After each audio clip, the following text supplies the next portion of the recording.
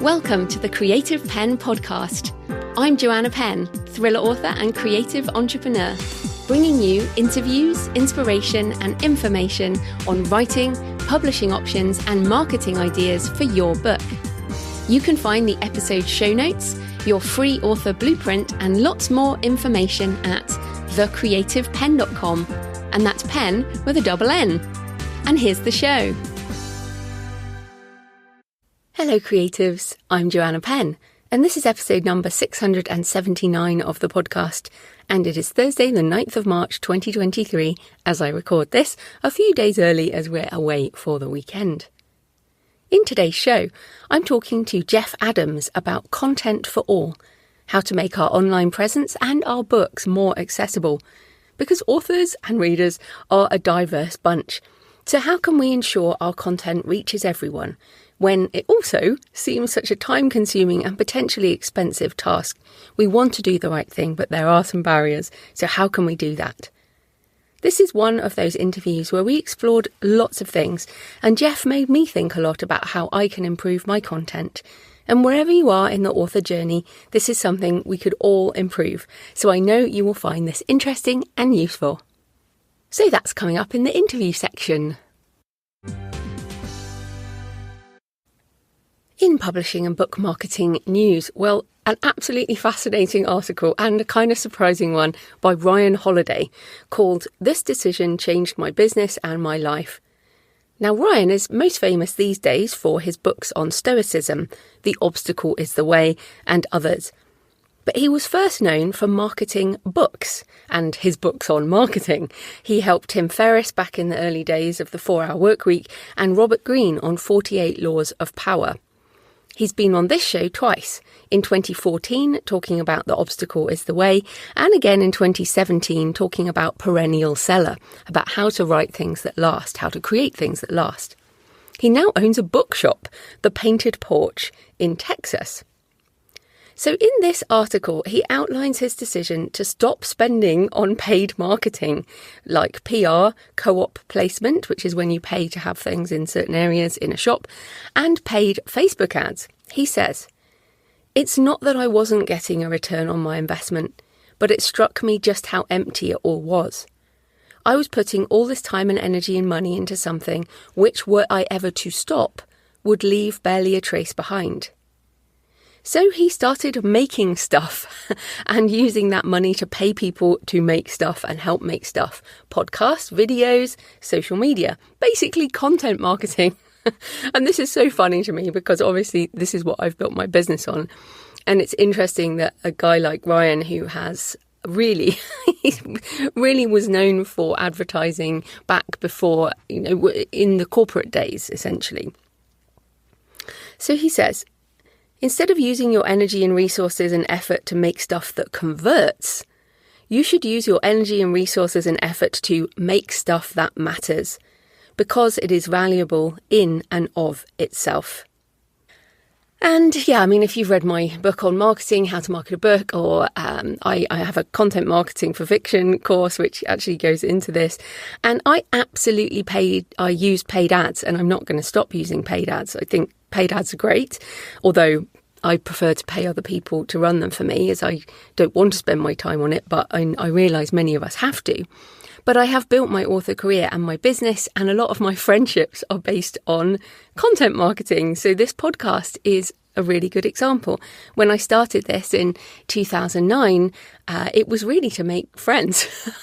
It was to connect with the community because I was a new indie author. I was getting a lot of flack for that choice, or I felt I was, or that I felt that the energy was against it, and I wanted to meet authors like me. And having a podcast was a really good way because people would just talk to me. It was amazing, and some of them I connected with, and some of those people are, my closest friends now. So it's really interesting how over time, what we might start as content marketing turns into much more. And I consider this podcast, for example, part of my creative body of work. It has, sometimes I realise, it has more of an impact on people's lives than my books do. So while I absolutely will keep writing books, podcasting touches people in a different way. And I love content marketing. I love having content out there that helps people, that inspires people. I love my books and travel site, and it's funny. I know I let it go, but I haven't let it go. It's kind of on hiatus, but I do have some episodes coming up, but it's going to be more of a sporadic thing. But it's so interesting to hear Ryan say this. And yeah, so have a think about that. If you feel that you are someone who just doesn't like the ad side of things, don't let that stop you doing marketing, because content marketing can be creatively fulfilling in itself. I'm quite excited about the potential of the AI text to video. I've put aside video for a long time because it's too time consuming and not something I enjoy. But I love using Midjourney to create images. And so I'm really looking forward to when we can do text to video, because I think I'll be able to create a lot more that way too. So this creating stuff that then brings attention to our books is content marketing. So fascinating article by Ryan. And yeah, go back and listen to those episodes if you're interested. And remember, you can always find the episodes if you go to thecreativepenn.com, and on the first page is a search bar. So you can use it and just search Ryan Holiday, for example. And kind of related in useful stuff, I wanted to remind you about entering awards and competitions with your books. Not just your books, your flash fiction, your short stories, all of these things. There are lots of awards for all kinds of writing, all kinds of books, all kinds of genres and levels of writing. And I'm getting back to this because I'm going to enter some. In fact, I have already entered some for Pilgrimage, and I'm going to do some more. And I thought I would share some useful links. So Reedsy have a list of writing contests, and these links are all in the show notes. The Alliance of Independent Authors have a list which also rates the competitions based on whether they are worth entering or just there to make money, because that is the problem.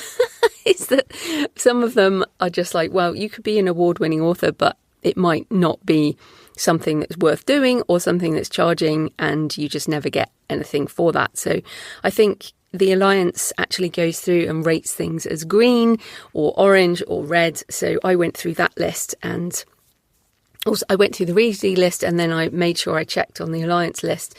And finally, BookAwardPro.com has a service where you can load up their book. They have services to identify and even submit your book to various awards based on genre. So I'm looking at that again. I did that a few years ago, but I'm going to go back and look at that again because I do have a goal of winning an award as J.F. Penn, and Pilgrimage is by J.F. Penn.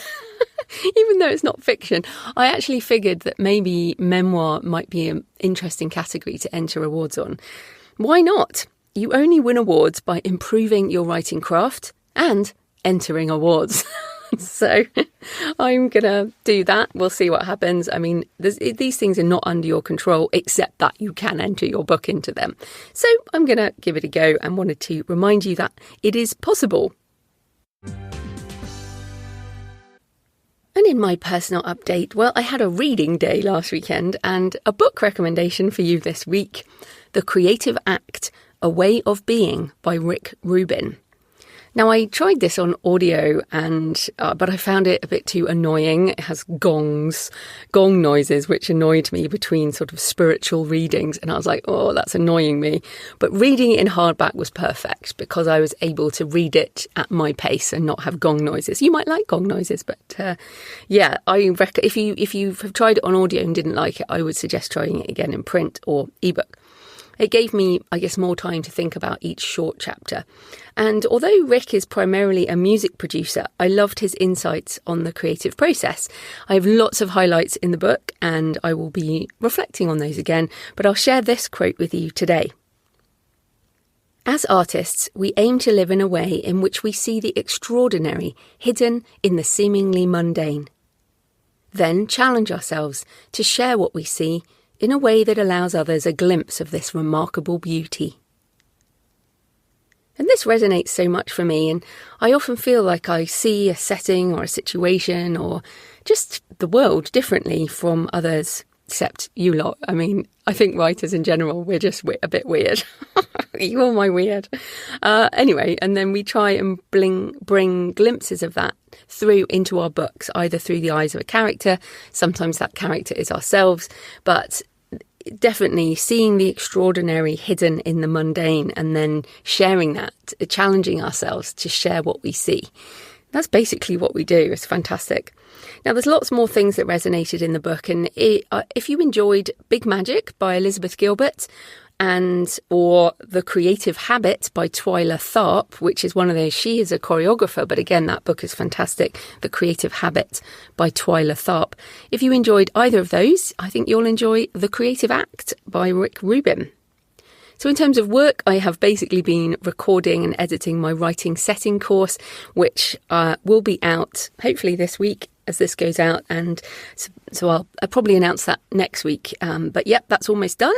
And I am so looking forward to writing some fiction after this. I'm at that finishing energy point with this pilgrimage Kickstarter now, because the course is part of that I really want to, I really want to publish the book out there. It is on pre-order for May, on some of the stores, also on my own store. It's available for pre-order for April, and it's like I really want to get the book into the world in other ways, but also I want to get back to writing. So yeah, I'm probably doing a standalone, at least I think it's a standalone.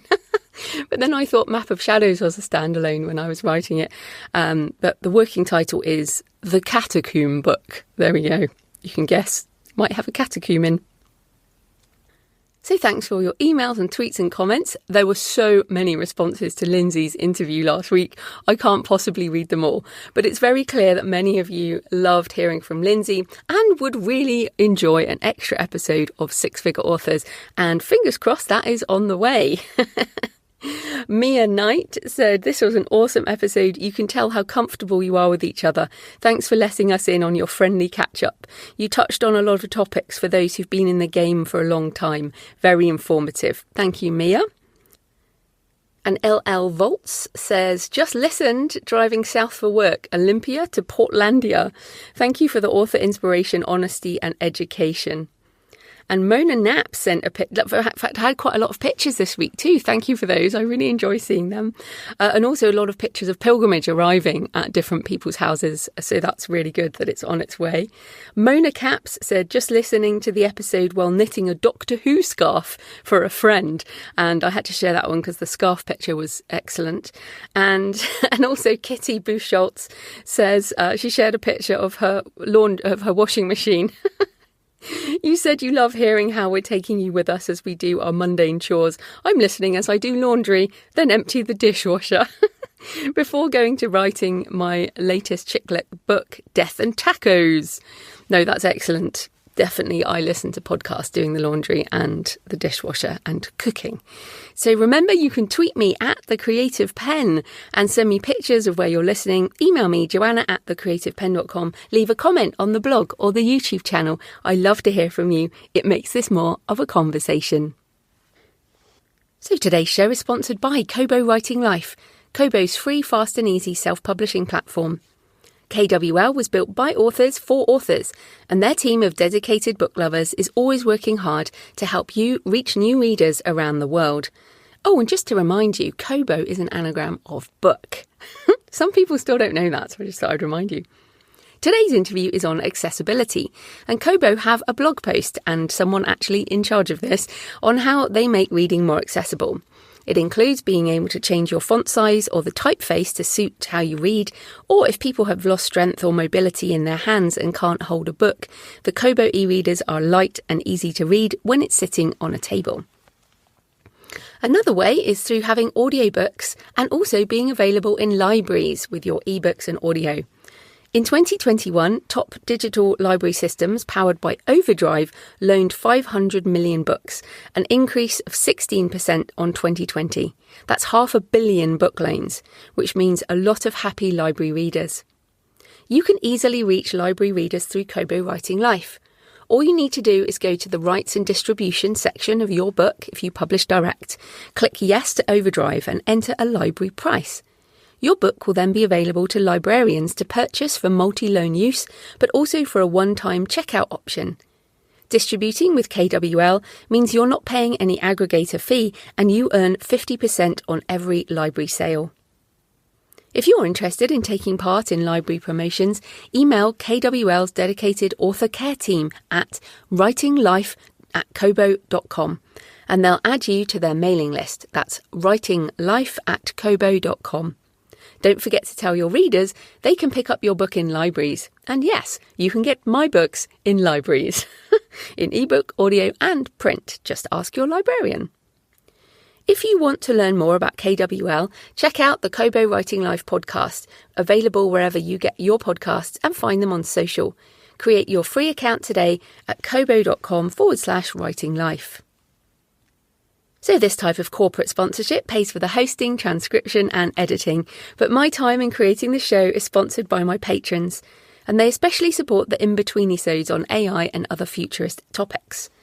And I am especially grateful to those patrons who continue to support the show for years and months. It demonstrates you find the show useful and want it to continue. Thanks to new patrons this week, David Golston and Rick Huerta. And if you support the show on Patreon, you get my extra monthly Q&A for patrons only, which I will be doing probably this week. You also get discount codes, behind-the-scenes info, early access and more. You can support the show with just a few dollars or pounds or euros or whatever your currency is. And you can do that at patreon.com, patreon.com/thecreativepenn. Right, let's get into the interview. Jeff Adams is the author of YA thrillers and gay romance, as well as the co-host of the Big Gay Fiction podcast with his husband and business partner, Will. Jeff's latest book is Content for Everyone, a practical guide for creative entrepreneurs to produce accessible and usable web content, co-written with Michele Lucchini. So welcome back to the show, Jeff. Thank you, Joanna. It's so wonderful to be here. Oh, yes. And of course, we've met in person at Podcast Movement, and you were on the show with Will back in April 2020, which is a long time ago.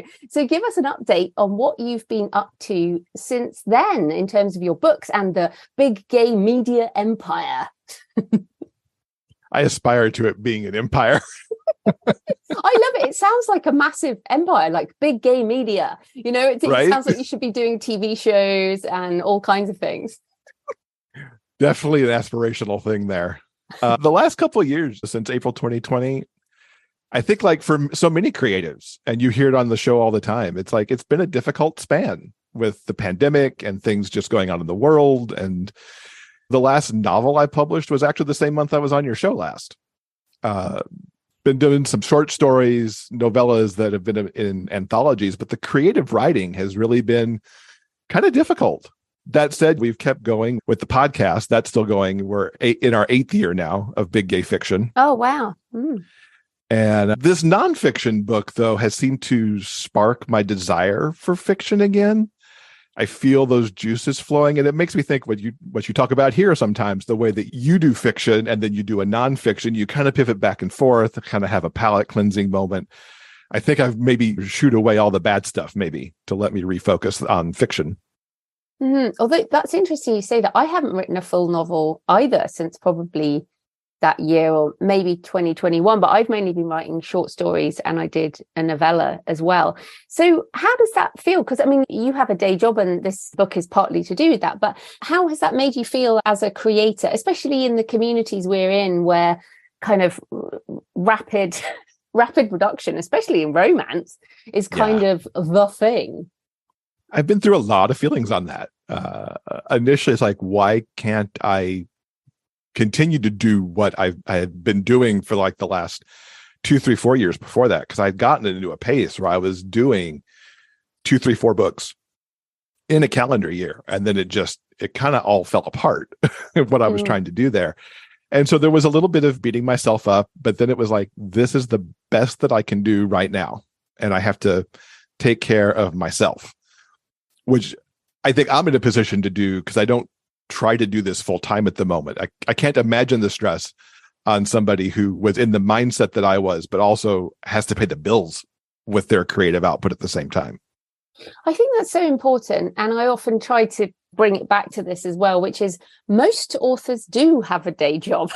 And I guess one of the things in the community, or even traditional publishing, is like, oh, to be a proper writer or whatever, you must be full time. But that's not actually true. I mean, even I could say this podcast is like my day job. It brings me in income. It's not technically writing, although the transcripts are millions of words at this point.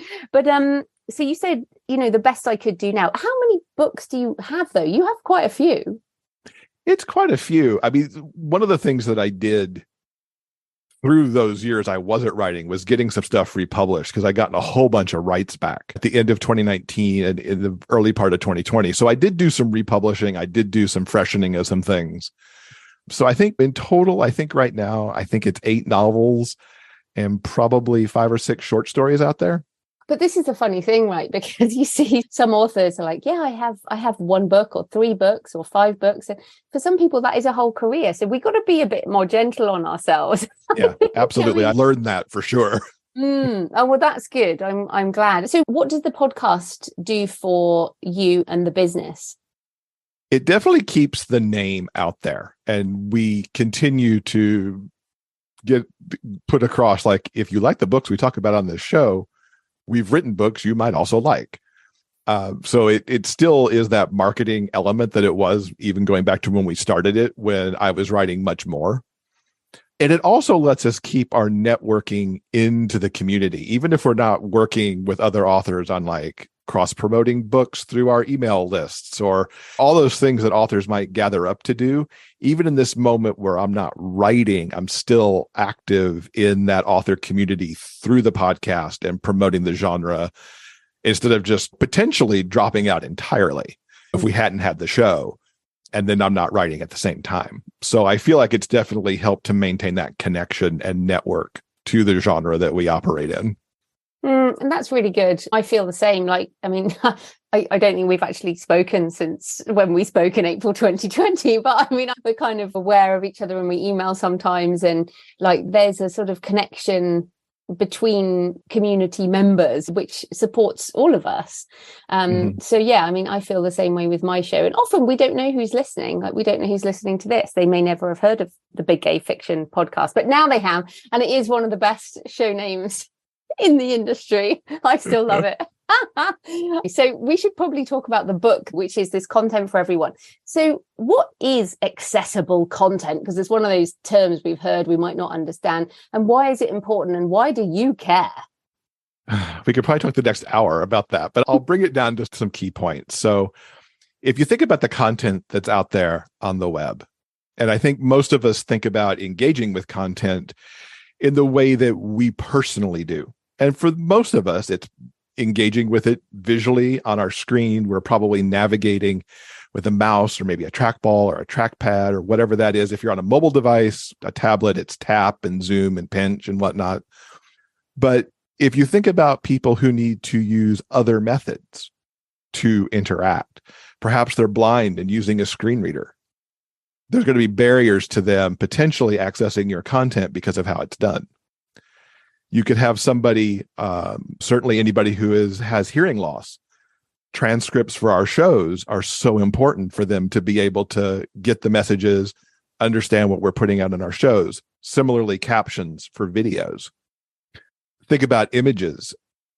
Images of text are used all the time in our industry. I think one of the things we see for authors right now that are so popular are those square images with the book in the middle and all the arrows coming into the book cover, talking about tropes and plot points and whatnot.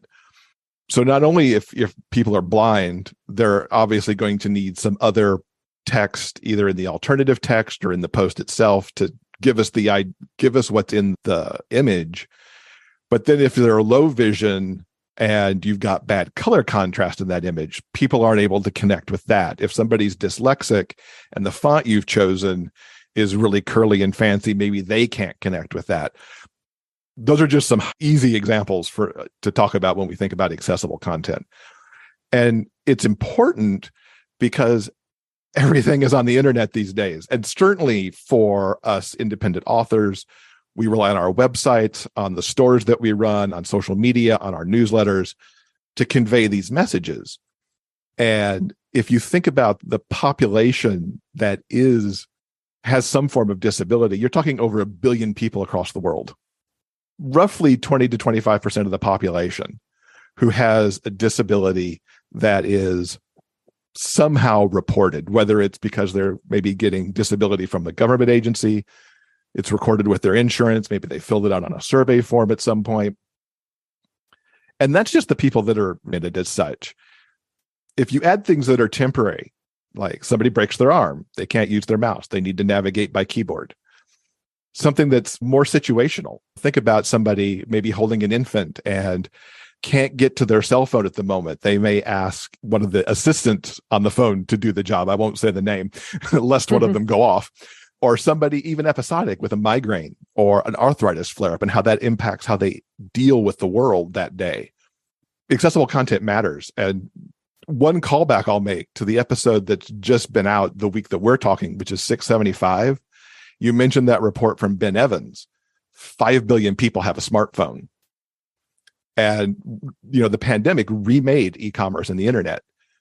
More people are online, more people to access the content. If your content's not accessible, then you're missing people. And explain why you in particular care about this. It's been my day job. For the last more than a decade now, I've worked for a company called UsableNet. And UsableNet was founded as a company working in digital accessibility. And in particular, over the last 6-7 years, I've been working closely with companies on their accessibility programs and really looking at the broad range of things that go into digital accessibility, which is far more than we talk about in this book. And learning that, working with these companies, working with them on their content, it started with just me tying it back to my own websites. Like if I'm going to talk about this, I need to make them as accessible as I can with my technical experience, which is pretty close to none outside of what I could do in those platforms. Because I can't manipulate, for example, my WordPress theme. I can only do the things that I can do within the content entry place itself. And then beyond trying to improve my own sites, I see what my fellow podcasters, my fellow authors, others in the creative community put out there. And once you know what not accessible content is, it's really hard not to focus on it when you see it somewhere. It's like, oh, those colors, that's a problem. Oh, this link text. I wish that was something better for people, And so it's like, I want to help spread the word in a place where it's not talked about that much. It's talked so much, especially here in the US, because it's very litigious for e-commerce companies who aren't accessible. But there's so many more people to talk to about this and to improve the internet for everybody. So it's become my thing in a way I never thought it would. I never thought I'd write a book about my day job, essentially. Well, and we're going to get into some tips for what we can do, a bit more detail, but I am going to play devil's advocate because one of the things that people think, so for example, I have always had a transcript on this show since the beginning. And at the beginning, I used to do it myself. And then I started paying humans. And then the AI tools came along. And then you still need them cleaning up and they get, blah, blah, blah. But I've always done that primarily for a business reason, which is SEO. And it's had the wonderful side effect of making the content accessible. And in fact, some people listening, they're not listening, they're reading the transcript. A lot of people do just read the transcript from my show. But the point being that I had a business reason. So over the years, I've invested. But I know a lot of podcasters, we both know podcasters who do not do a transcript because it's either expensive financially or expensive time-wise if you try and do it yourself. The same way, if you say like an image on a blog or social media, like if I upload an image to Instagram or an author listening goes, okay, I'm going to upload one of those images to Instagram, or I'm going to upload an image every day. Do I make a half-hearted attempt to try and describe it? That's going to take me another minute or two. It's too long. Or like you say, captions on video, I have to hold my hand up and say, I don't do captions because of the amount of time it takes, or I would have to outsource it. So time and money, it's going to cost us to do that. So how can we address that? Because I'm pretty sure everyone wants to be the best we can be, right? But how do we get over that hump? Or do you have a sort of principle we can approach that with? There's a lot of ways to approach that. And I'm right there with you. Like Big Gay Fiction, we started transcribing our interviews at episode 180 because we didn't have the resource and the money coming in to do it. And we have finally expanded to full episode transcripts, probably about 50 to 75 episodes after that. Big Gay Author rarely had transcripts because, again, a monetary issue. You have to do the best that you can with what you have and decide the areas where you know either that your audience will get a lot from it. For you, like you had the business case early on with the podcast for SEO purposes, and certainly it improves SEO because of all the words that are in the transcript. And really think about what your audience is going to need and what the audience you might be missing because something's not there. I'll give you an example of something that's in the book. Actually, we interviewed a few people for the book to get different perspectives from people with different disabilities and where the barriers are problematic for them. So author E.M. Lindsay, they want and have tried to many times in the past to take courses, whether it's a craft course, an ads course, a marketing course, the breadth of the things that are out there for authors to take to improve. They so often find that in live scenarios, captions aren't available, even if they are automated. They're not there to help. Because they have hearing loss. Often the replays don't have captions, and this is for something that somebody's paid for. Can I just jump in there? Okay, so Yeah. I have video courses. I don't have captions, but I always have transcripts. Is that just not good enough? The transcript definitely works because you are giving an alternative way for somebody who can't engage with the audio. So in that case, the transcript definitely works because then the information is still available to that person. That's just an example of you have to think about what your audience needs, what you can give them, what fits within the budget. Because I definitely understand that you can't do everything all the time. It's like almost any other decision that you make in your business. And here it's just a matter of doing what you can to improve the experience for as much of your audience as you can. It really dials back to something that we mentioned in the book a couple of times about progress over perfection. Do something to start to improve, whether it's the images, whether it's captions, whether it's use of colors, whether it's how you do your link text, whatever that is. Think about the things that we present in the book and then figure out how that maybe adapts to your business now, what you might adjust from your previously posted content, and what you'll do going forward into the future as well. Yes. So images, for example, I probably spent the first 5 years of my internet life not even doing the alt text field until someone, even for SEO, that's really bad. So can you just go into some specifics around images? And I still find this difficult. Like on Twitter, for example, you can type in some descriptive text and I just find it really hard. So the example you gave of the book with the arrows going onto it, can you tell us what we would tag that with, what text we would use? Sure. So, and there's a couple places you can do this too, because you can also put it in the post itself rather than the alt text so that it's just there for anybody who needs it. They can get it from the image and get it from the post. But if you think about one of those arrow ones, you could say, and I actually built an example of this as one of the things that we have as one of the extras in the book. So Tracker Hacker by Jeff Adams is a YA thriller that includes hiding secrets, rescuing the dad, hacking into computer systems, on and on and on. So each of those things would have been the arrow, and then it just becomes a sentence, whether it's in there as the alt text itself or if it's even in the post.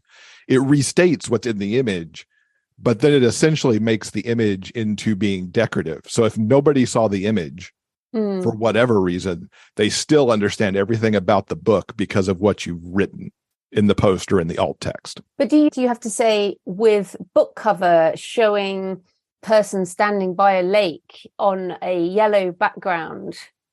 Not necessarily, because it likely doesn't matter. Right. I think that's what confuses me, because you see some people doing it and they're describing all the different things about the landscape that's on the book cover or something. And I think that's what makes it hard. It's almost like there are different rules for the different types of images. But you're saying it's essentially making sure someone who can't see the picture gets the gist of what you're trying to say, not an exact description of the image. Exactly. And it matters in context as well. So the book cover on that image, on that promo image, the book cover itself probably doesn't matter. The key things are the title, the author, and what the plot points are. That's what's driving that promo image. If that cover sits on a cover artist's website, then the alternative text is probably describing everything that's in the cover itself, the landscape, the lake, the colors, etc. Because maybe it's up for sale as a pre-made cover, so somebody who maybe can't see it does need the additional information. So the context, it matters. And the high-level kind of thing that I always say is, if you can't see that image, what do you as the content creator need me to get from it? And it probably isn't the detail on the book, but the promotional element of what you're doing that image for. Yeah, I can see that. I can see. I mean, I'm a very visual person, but actually I also have a lot of visual issues. So this is something I care very much about. I mean, I could in my lifetime not be able to see. So this is something that I do think about, and I just think I get wrong all the time. So this is something I'm interested in learning more about. You mentioned link text a couple of times. Can you explain how to do that properly? Mm-hmm. Before I get into link text, I want to say one more quick thing about images that I think a lot of people also don't know. Instagram and Facebook automatically write your alt text for you. Oh, well, that's handy. What about Twitter doesn't? Twitter does not, thank goodness. Do not let Facebook and Instagram write your alt text because it will be wrong. If there's text in your image, and I'll use the idea of the arrow picture again, the promo image, it's going to read all the text left to right. So it's not going to like figure out the thing on the right side of the book is all one thing and the thing on the left side's all one thing. It's going to read straight across no matter what. It's going to read all the text off your book as it goes through left to right, and it'll just flat be wrong and a bunch of garbage. So you should always be looking at what it's automatically generating for you and then writing your own. So that you don't end up with gibberish. Right. So you upload an image on Facebook, and then the image will give you some options. And if you don't type it in, then it will just do that, basically. So you need to overtype it or something. Yeah, definitely overtype it, because it's always wrong. I've never seen good auto-generated text on either platform. Do you think this is going to get better, though? I mean, obviously, there's a lot of AI tools, and some of them are getting better. I mean, is this something that should improve? I'd like to think so. I think where AI will always struggle is to get the context concept, unless they're going to tie the AI to actually look at the text of the post to decide how to marry it to the image. I'd like to think that it'll get there, though. AI, as you point out all the time, the things you were thinking were going to come in 5 or 10 years are here now. Yeah. So it's got to get better. It's just, I don't know how it'll deal with generating the right context, but hopefully it can at least get better at what's actually present in the image and parsing that information out better. Yeah. Okay. Link text. So I'm sure we see this all the time where it's just click here, buy now, buy this, add to cart, read more, etc. People who use screen readers, for example, and other forms of assistive technology have the ability to pull up and review a list of links. The screen reader will just read out every link that's on the page, which can be really handy to jump to what you need. But if you are faced with a full page of click here, read more, add to cart, you have no idea where any of those links go off to. So creating good link text is something I hope that we could all start to do relatively easy. So instead of saying click here, be more specific. Click to Amazon to see content for everyone. Get content for everyone at my store. turning that in, it'll be longer link text, but it'll be more descriptive link text, which could also be good for even some people who have some cognitive disabilities, who might maybe have even short-term memory loss, where seeing those very words as an underlying link text will go, yes, that's what I need. And even if I don't recall what might have been in the paragraph before it. And it'll help everybody scan the page faster to find exactly a link they may want, as opposed to just seeing a bunch of click here, where they are going to have to actually read through everything else to see what each individually click here is within a context. Yeah, and it's funny, again, I think this is a practice that I started doing because of SEO, because Google links and all the SEO stuff, you need a descriptive link to make it rank better. So again, I think I fell into that for good business reasons. And now most of my site would be all right for that, although I'm still guilty of it sometimes. For sure. Actually, I say that in the show notes, I'll say maybe talking about this particular topic, and then I'll have the source in a bracket and it will just say The Guardian or something like that. And I don't include the whole headline because those show notes go into like Spotify and stuff like that. So it is difficult, isn't it? Because we're kind of also designing our content for these different tools that read into it. Like Twitter, you only have a certain amount of words, so you have to change what you do in order to make that right. So yeah, it's tough, isn't it? Are there any other particular ones for authors where you think this is something people consistently do wrong or could improve? Let's say not do wrong, but could improve. Emails that are all images.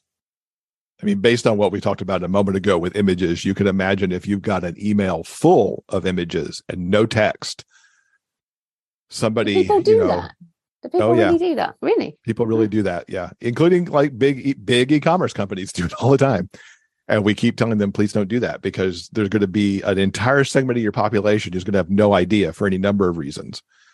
From color contrast to font choices, you're probably not loading up good alt text in your email forms all too often. And so all of that plays into it. And doing good link text in an email, because certainly in an email, if you're like listing a bunch of books, blurb 1, buy now, blurb 2, buy now, be more specific about what book somebody's going to be able to buy now. Emoji use. Everybody loves their emojis. I don't know what most of them mean. I literally use smiley face and thumbs up. That's about it.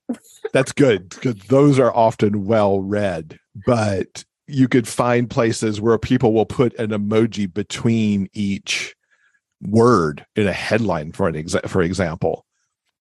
So if you use the emoji that's the smiley face with the stars in its eyes, every time a screen reader sees that, but you know the one I'm talking about. Yes, it means like surprise or wow or something like that, does it? Well, a screen reader will read it out as starstruck. Oh, okay. So imagine a headline that might be on sale now, 40% off. And if you've got that emoji between each of them, it'll be something to the effect of on starstruck sale, starstruck now, starstruck 40, starstruck percent, how starstruck annoying. Off. Exactly. And it could be a trouble for cognitively disabled users too, trying to figure out what those words mean with those emojis between them. What do the emojis mean in context? Trying to parse the whole sentence. So it's just maybe put the starstruck off at the end so that it ends with that thing, but using it between each word can be problematic. And then if you're stringing a whole bunch of emojis together, you can't be sure that a screen reader is going to read out what you actually mean those to say. Yeah, it's difficult, isn't it? I mean, again, we only have so much time to do things. And you did mention progress over perfection, but maybe the tip is, look, just pick one thing to start doing better. So for me, I am definitely going to try and get better at text or describing my images, because I know it's something that I do, but I don't do it very well. So I think I could get better at that. I mean, is that the way to do it? Like, don't try and do everything, because let's face it, we all have a lot of things to do. Yeah, it's really the best way to consider it. I would say if I was to break things down, it's like pick one or two things from the book and decide I'm going to do, in your case, images better. Maybe I'm going to do link text better. And as you get comfortable doing that, and it becomes just part of the process and the way you do things, maybe you go back and pick up another thing to start doing well and start going forward. And look at your website too. Like,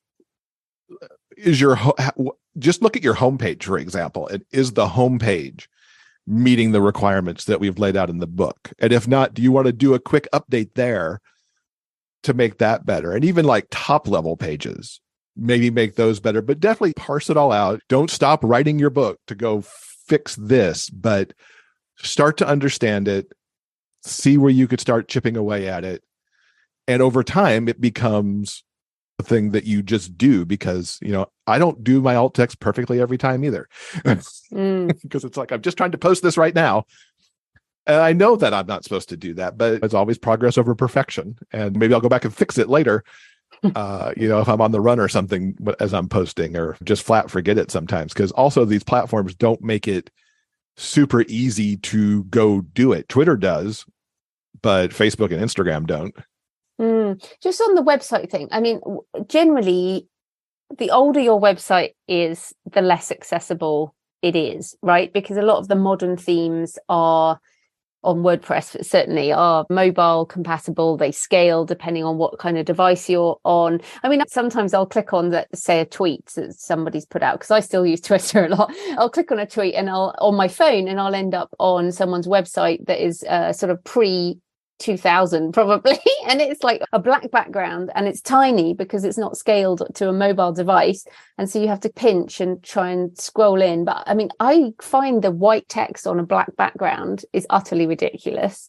Or like you mentioned about color stuff, it's not necessarily that that people are entirely blind, although obviously some people are, but some people, there's just other things going on, aren't there? Do the best you can. I mean, it sounds like I'm saying don't do anything at all, but it's like, if you've got an older website, see how it can fit into your plan to upgrade your template, upgrade your platform, to move yourself into the 2023s. But yeah, you're right. There are companies who still have, and individuals who still have, those pre-2000 websites that don't scale up on the phone. It's interesting you mentioned that dark background with white text doesn't work for you, because I actually operate in dark mode all the time. So even my Word document is black background with white text. It's easier on my eyes. That's so interesting. My husband does the same.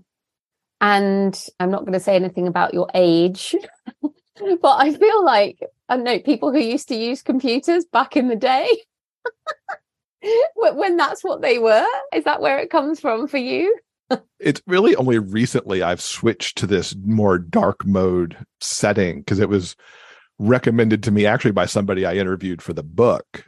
She operates in dark mode all the time, and she's like, give it a shot. You might actually like it. And then within a couple of weeks, I had it across all my devices, because it's just, I think I spend so much time in front of a device or a screen that it just does make it easier for me, I think, from a brightness point of view and from a text sharpness point of view, for me to operate there. It's something like 50% of people, 55% prefer dark mode on their devices for whatever reason. It's also, there's a great statistic around captions that like 60 to 70% of people will have captions on if they're available, because it's how they prefer to engage, whether it's a TV show, something on YouTube, to have those on, because it's a little bit more way for them to connect with the content. Yes, and there's some crazy stat now that it's not just people of older category, it's a lot of young people prefer captions. Oh, absolutely. On Netflix and stuff like that. But it's interesting, because we've been watching a lot of Korean TV on Netflix, and of course it is all captioned. And it was so funny. I found myself saying to Jonathan, "Oh, can you turn it up a bit?" Even though we're watching the captions, I still want to hear the sound of I really like Korean language.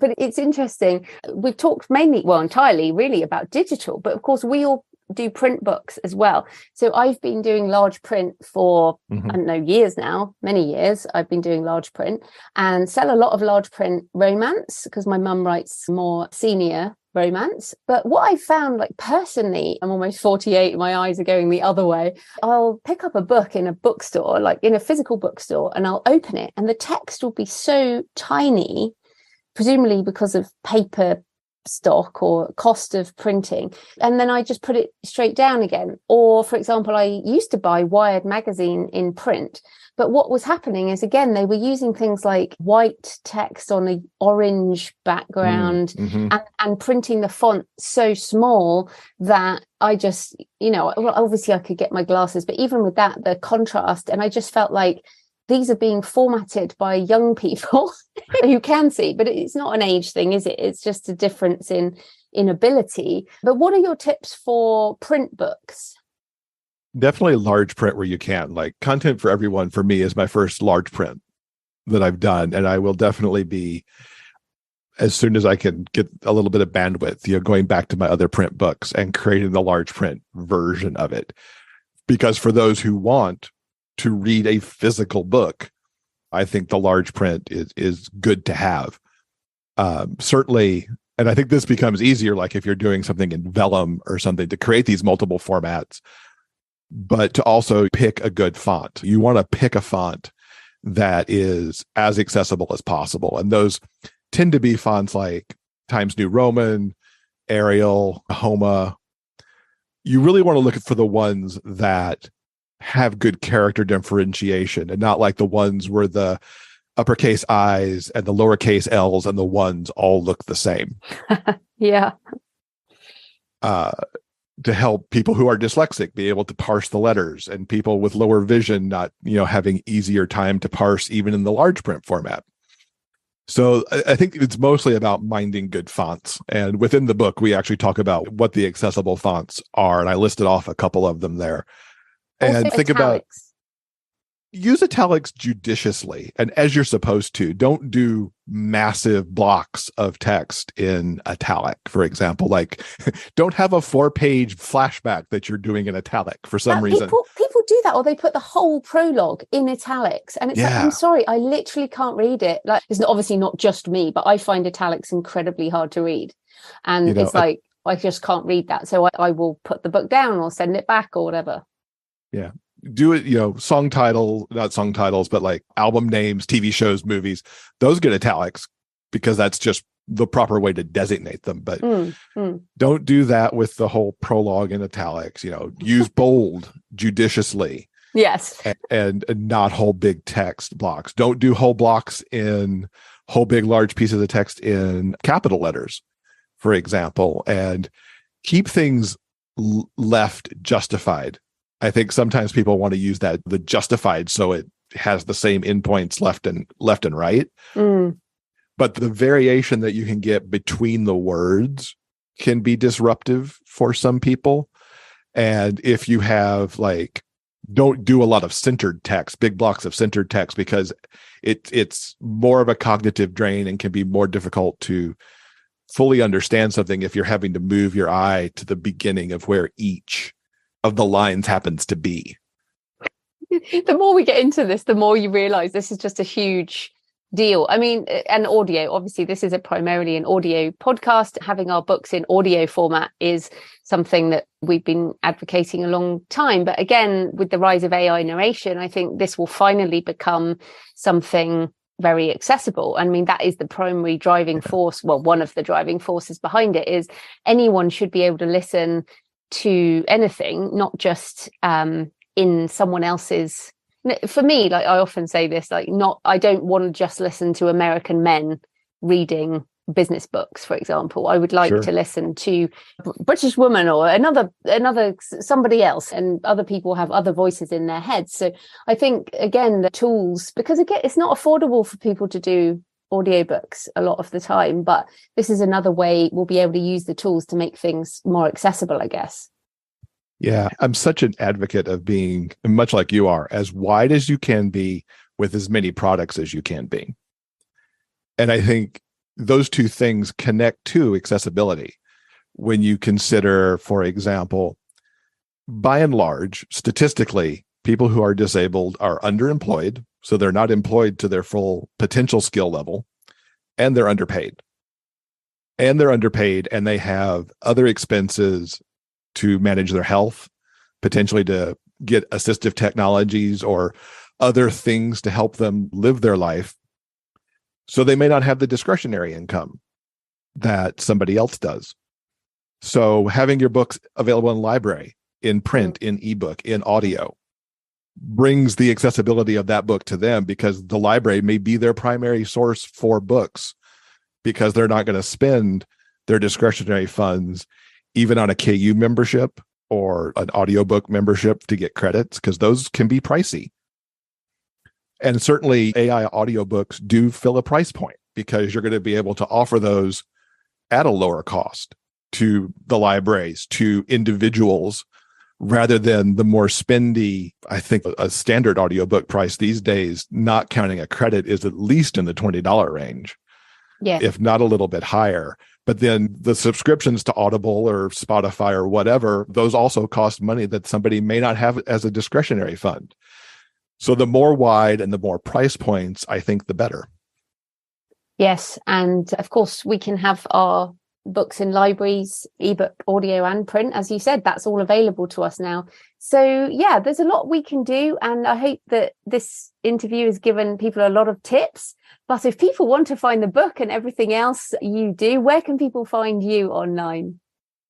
So the book is at contentforeveryone.info. And if you want to pick up the book from my store, you can grab it at contentforeveryone.info/purchase. It is, of course, available wide, currently ebook and standard print and large print paperback, with an audiobook yet to come. My writing you can find at jeffadamswrites.com, and podcast at biggayfictionpodcast.com. Brilliant. Well, thanks so much for your time, Jeff. That was great. Yeah, thank you so much. So I hope you found the interview with Jeff interesting. And remember, it's about progress, not perfection. So is there one thing you can do to make your content and your books more accessible? Coming up this week, I have an in-between-isode with Leanne Leeds on how she is using pseudo-write powered by AI to help her creative and writing process. And next week, I'm talking to Joseph Nassis, who writes across traditional and indie, so he's a hybrid author. He has multiple genres, multiple streams of income, and focuses on both craft and business, as well as how new technologies could impact his business and how he embraces them. I got on really well with Joe, so we had a lovely conversation. In the meantime, happy writing, and I'll see you next time.